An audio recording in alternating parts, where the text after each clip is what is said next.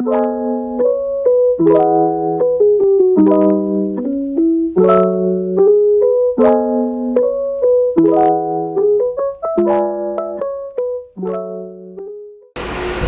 datang di podcast Nalorima yang akan diisi oleh Naila, Lovely Richie dengan topik pengendalian emosi. Langsung saja kita masuk pada pertanyaan yang pertama. Menurut teman-teman, apa sih itu emosi? kalau dari saya sendiri, emosi itu merupakan sebuah reaksi seseorang terhadap suatu kejadian, entah itu marah, sedih, takut, senang, dan lain sebagainya. Kalau dari saya sendiri, emosi adalah sebuah perasaan yang muncul ketika kita sedang marah terhadap sesuatu atau seseorang. Kalau dari saya sendiri sama seperti Richie, tapi rasa tahuan itu adalah respon perilaku ketika kita sedang dibuat kesal sama orang lain. Baik, untuk pertanyaan kedua, apakah ada faktor yang mendorong seseorang tidak dapat mengendalikan emosinya? Tentu saja ada, dan ada beberapa faktor yang dapat mempengaruhi seseorang itu. Beberapa ini mereka biasanya tidak sadar. Yang pertama, kurangnya istirahat. Karena ketika orang kurang tidur, mereka akan merasa lelah dan tertekan dan cenderung mudah marah. Selain itu, ketika orang merasa lelah, mereka juga lebih mudah merasa sensitif terhadap hal-hal di sekitar mereka. Yang kedua, ada kondisi medis tertentu seperti gangguan bipolar, sindrom pramenstruasi yang biasanya ada pada perempuan, dan penyakit Alzheimer. Dan yang terakhir, stres. Stres yang berkepanjangan ini dapat memicu seseorang untuk tidak dapat mengendalikan emosinya dan dapat mudah marah ketika mereka terus mengalami tekanan dalam berbagai aspek kehidupan mereka. Kalau dari saya ada beberapa faktor ya, yang pertama gen, yang kedua lingkungan, dan yang terakhir tingkat kesabaran yang rendah. Jadi mengapa gen? Biasanya orang yang memiliki orang tua yang emosian, gen dari orang tuanya juga akan menurun kepada anaknya. Nah, yang kedua lingkungan. Lingkungan yang tidak tenang dapat menaikkan tingkat keemosian seseorang. Dan yang terakhir, tingkat kesabaran. Seseorang yang memiliki tingkat kesabaran yang rendah tentu saja akan sulit mengendalikan emosinya jika sedang menghadapi suatu masalah. Saya tambahkan sedikit, ada juga tekanan hidup. DP contohnya tekanan hidup itu dari pekerjaan, sekolah, atau dari luar rumah. Kalau dari jawaban Richie, anger issues dapat diturunkan dari orang tua. Apakah dari teman-teman juga setuju? Kalau dari saya sendiri bisa ya diturunkan dari orang tua. Kalau mungkin diturunkan menurut saya kurang cocok, tapi lebih ke anaknya yang mungkin mengikuti orang tuanya saat ia masih kecil, melihat kedua orang tuanya mungkin saling bertengkar, atau mungkin orang tuanya yang kurang bisa mengendalikan emosi terhadap hal kecil. Seorang itu bisa mengikuti orang tuanya atau mengikuti orang-orang di sekitarnya. Seperti itu kalau dari saya. Kalau dari saya sama seperti Naila, mungkin kan anak-anak kalau masih kecil cenderung mengikuti apa yang dilakukan oleh orang tuanya. Jadi mungkin dia lihat apa yang dilakukan oleh orang tuanya, kemudian dia ikuti. Nah, untuk pertanyaan selanjutnya, apakah ada dampak negatif dari seseorang yang tidak dapat mengendalikan emosinya untuk dirinya sendiri? Kalau dari Richie? Tentu saja ada. Yang pertama, mereka akan sulit beradaptasi dengan lingkungan yang baru, serta sulit untuk mengatasi atau menjalani suatu masalah. Sama seperti Richie, kalau misalnya dia sedang ada di lingkungan baru, dia akan susah mengadaptasi karena dia tidak tahu seperti apa orang-orang yang ada di lingkungan baru tersebut. Kalau menurut saya, ketika seseorang mudah marah, dia pasti akan ada puncaknya.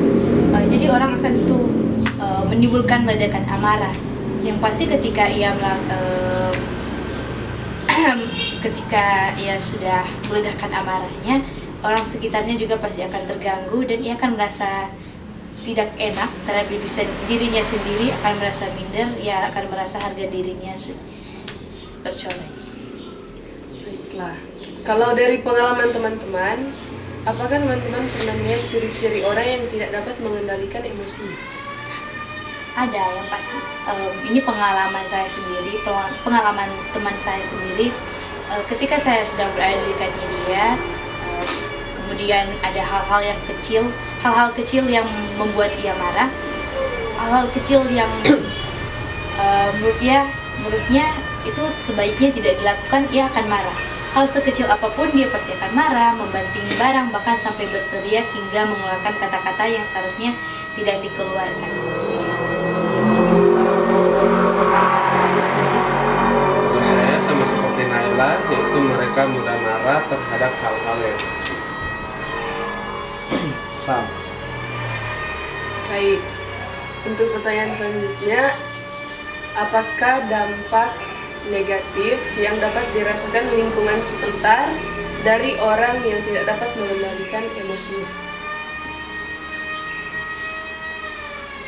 Kalau dari saya, tentu saja orang-orang yang ada di sekitar orang yang tidak dapat mengendalikan emosinya, orang yang akan di sekitar orang tersebut akan merasa tertekan dan akan muncul keinginan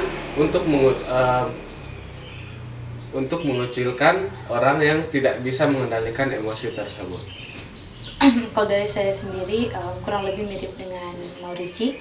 Jadi ketika seseorang itu marah, orang di sekitarnya pasti akan ada perasaan gelisah dan perasaan apakah ini salah saya, apakah yang harus saya lakukan untuk menangkan seseorang ini.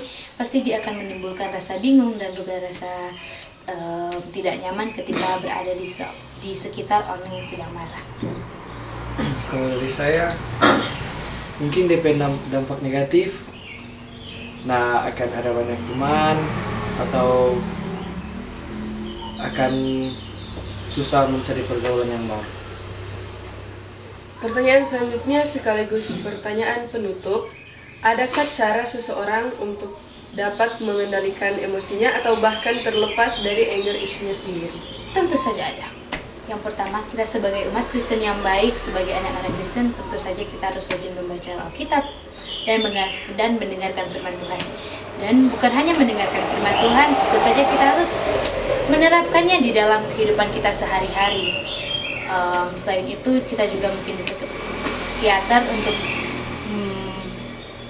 mengonsultasi amarah kita, atau mungkin bisa bercerita kepada guru, teman yang bisa dipercaya untuk mereka bisa memberikan kita solusi-solusi agar bisa terlepas dari anger issues kita. Saya akan menambahkan, jadi ada beberapa cara. Yang pertama, kita melakukan hal-hal yang kita sukai seperti bermain dan lain-lain, dan juga mengingat pada ayat Alkitab yaitu Efesus 4 ayat 31 sampai 32, segala kepahitan, kegeraman, kemarahan, pertikaian dan fitnah hendaklah dibuang dari antara kamu, demikian pula segala kejahatan. Oh iya, mungkin ada yang mau sharing teman-teman dari pengalaman pribadi. Saya mau sharing sedikit. Jadi dulu itu saya seorang yang sangat pemarah.